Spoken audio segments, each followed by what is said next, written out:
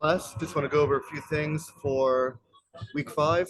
Um, uh, just to start off, I was going to do extended office hours on Thursday of this week, but because of the weather, that's not going to happen. Um, so instead, I'm going to do extended office hours next week, on Tuesday, from 10 to 2. I'll send an email on that. Nonetheless, and so we have a PowerPoint that I put up. Um, I also put the weekly introduction there, so hopefully you're familiar with that already. Um, and so, again, no office hours Thursday, the 23rd. Instead, it's going to be next Tuesday from 10 to 2. Again, I'll send an email. So the topics that we've been reading about this week and talking about already, the sociological imagination, the idea of Verstehen, understanding the actor's point of view, other topics, storytelling and human rights, and then applying the sociological or criminological imagination, a sociological look into causes of crime.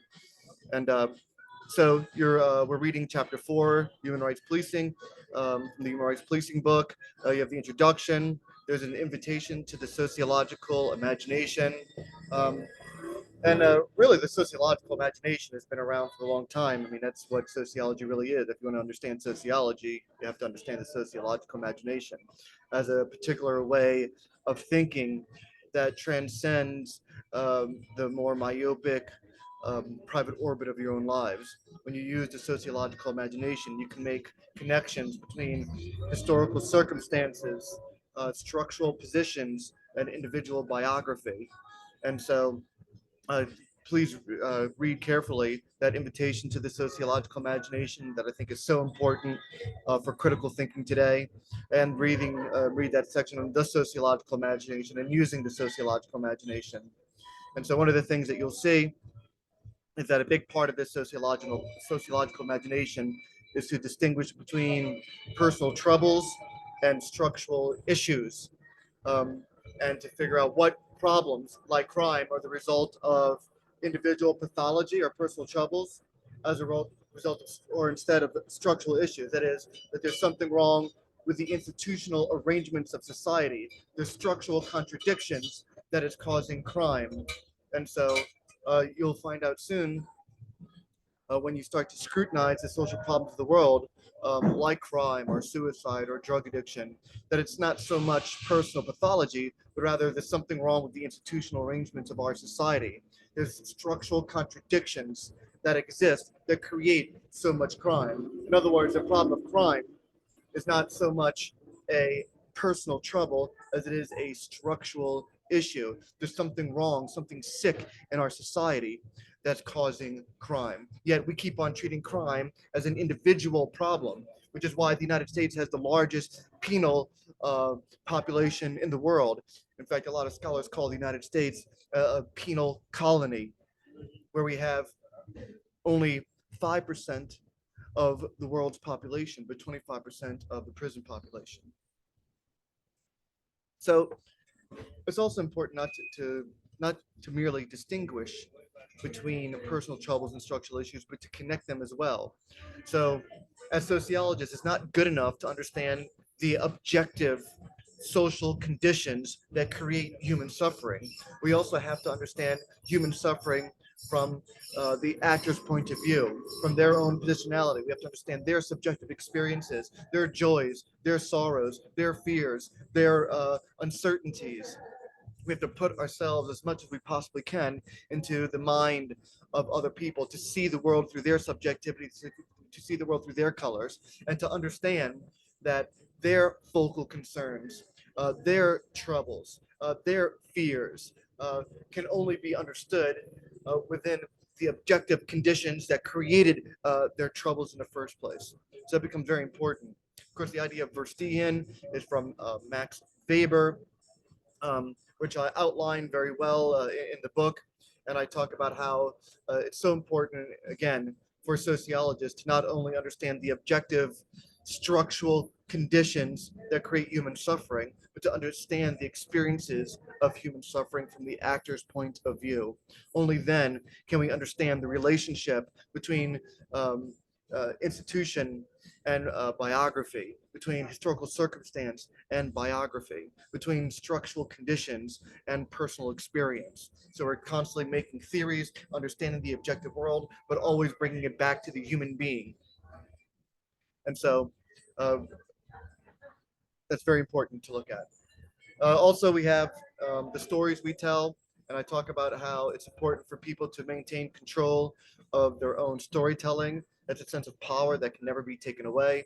So, when anthropologists or sociologists or cops or journalists or anyone, you and me, when we start telling the stories of other people, like whether it's immigrants or people that have been accused of crimes, uh, once we start telling their story and depicting their story from our own subjectivity, we take away their ability to tell their own story. It's a form of colonization and exploitation. People have the right to give voice and narrative to their own experience, to tell their own stories. And when academics or journalists try to depict the other, then they're marginalizing that other. They're taking away that person's voice.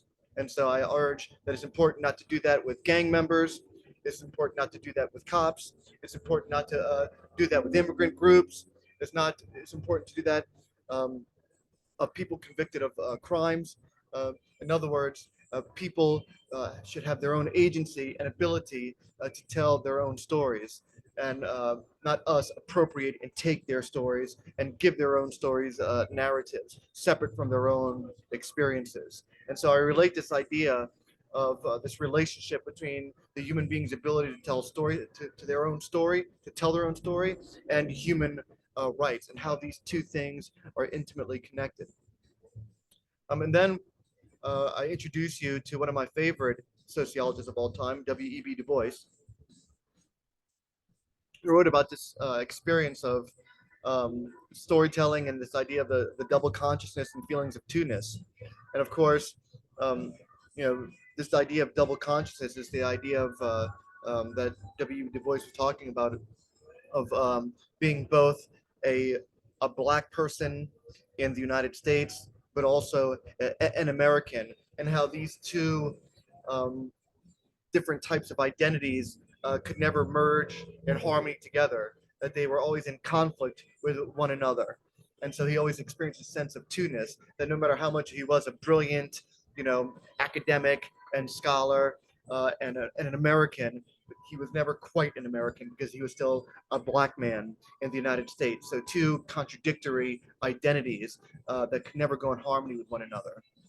And then when you start to think about it, you know, you realize that haven't all of us experienced this sense of two-ness, maybe not to the degree of W.B. Du Bois, but maybe because we were too, Jewish or too religious or too ethnic or too Hispanic or too white or too black or too urban or too rural or too something.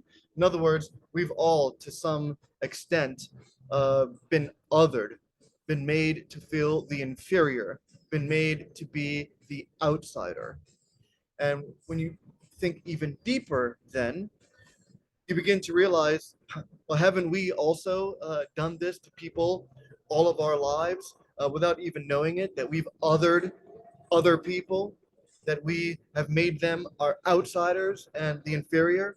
And so think about how you have done this. In fact, this is the way that I bring it up to police officers. Because the moment that you bring up, when I teach them, the moment you bring up race, people become extremely defensive.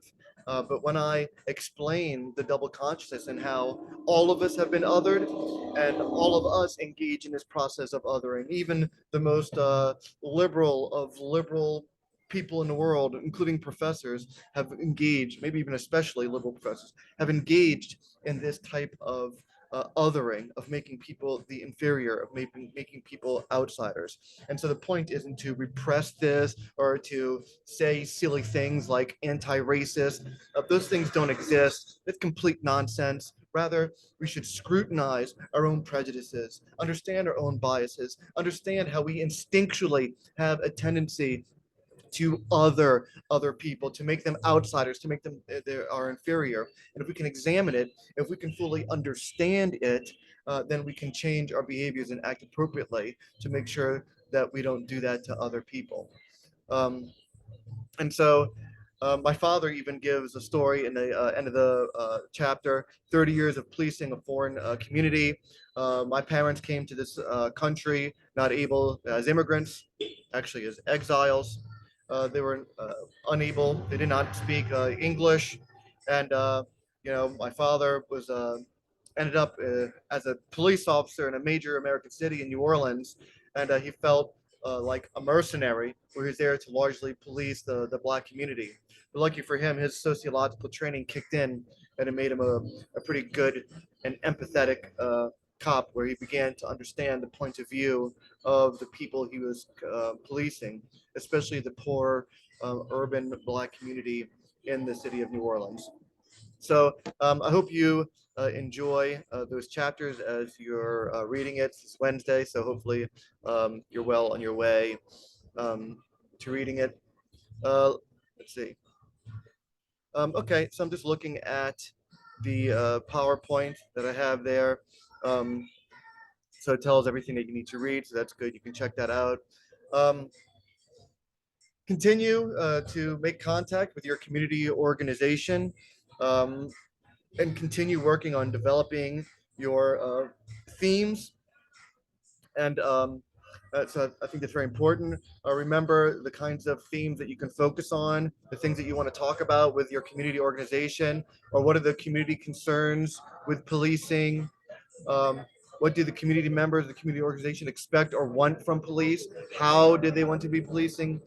How do they want to be policed? How do they believe policing can be improved? What can police do better in the community? What resources can they provide? What other, how can they better support the community? How could they bring in uh, a human rights approach to better serving the community in question? So it's very important. And again, you can come to my office next week and discuss this with me. Okay. Um, so I have in the PowerPoint too the process of gaining entree to community organizations. You could just simply say that you're working on a class project. You want to understand how police can better serve the community, and you want their perspective on it. That you're a scholar at UWL and you're taking a class on human rights policing, and it's always better to go to people in person. It's easy to ignore emails, so I highly recommend that you go to these community organizations in person and you talk with them in person. Don't simply send emails. It's easy to ignore emails until people know. Um, okay. I have there a class on oh, how you've used agency, but we've talked about that before. All I can say is continue using your agency, continue pushing it back to grain, continue going against the structural expectations imposed upon you. And hopefully police will do that as well. I think when police use their own sense of agency, they can usher in human rights or bring a human rights approach. But so long that they are following the staid and tired way of doing policing, we will continue to see some of the horrible events that we continue to see.